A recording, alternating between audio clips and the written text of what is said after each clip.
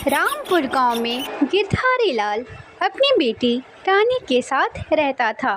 वे बहुत ही दुखी थे क्योंकि उनका जीवन बहुत ही कष्ट से गुजर रहा था। हरीलाल ऐसे ही एक दिन गिरधारी लाल के यहाँ आता है और चिल्लाते हुए कहता है, गिरधारी लाल, ओ गिरधारी लाल, अरे बाहर तो निकलो।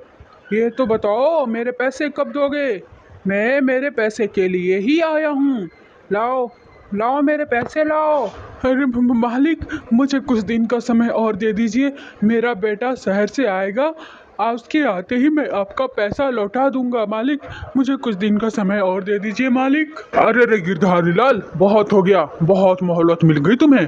मैं कई सालों से यही सुनता आ रहा हूँ कि तुम्हारा बेटा आएगा और तुम मुझे सारे पैसे लौटा दोगे। अरे गिरधारी लाल, कितने सालों से तो तुम यही कह रहे हो। बहुत बहुत हो गया, अब मैं तुम्हारा एक नहीं सुनूंगा। लाओ मेरे पैसे लाओ।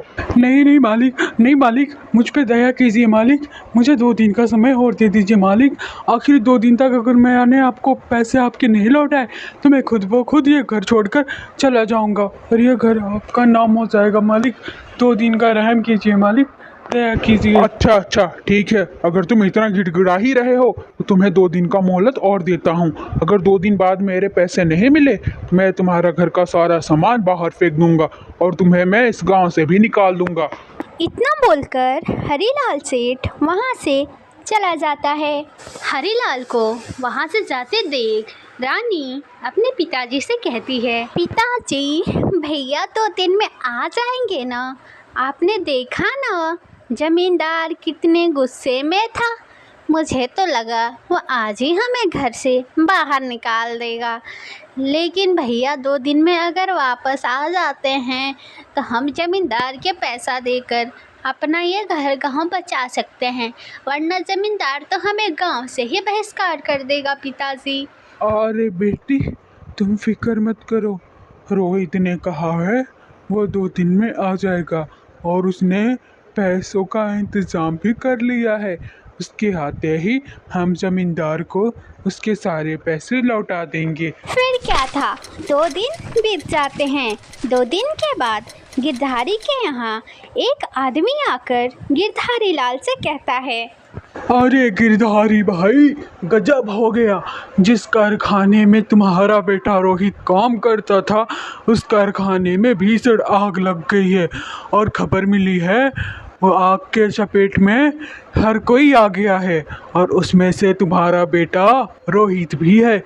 खबर तो ये भी आ रही है कि आग में जलने के कारण उनमें से कोई नहीं बचा, कोई नहीं गिरधारी भाई। इतना सुनने के बाद गिरधारी लाल पे दुखों का पहाड़ टूट पड़ता है। फिर 2 दिन बाद तभी उनके गांव में एक व्यक्ति बैग के साथ आता है और रास्ते में ही उसे सेठ दिखता है और वह सेठ से पूछता है, भाई साहब सुनिए तो, ये गिरधारी लाल जी का घर कहाँ है?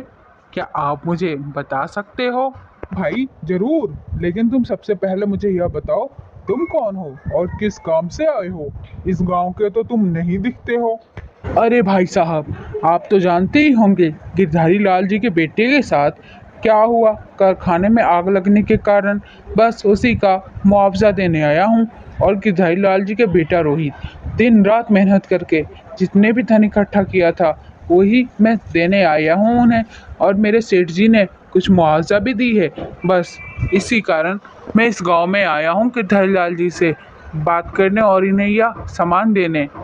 फिर क्या था, इतना सुनते ही रामलाल सेठ के मन में लालच आ जाता है और वह कहता है, क्यों ना मैं इसे कह दूं कि मैं ही गिरधारी लाल हूँ।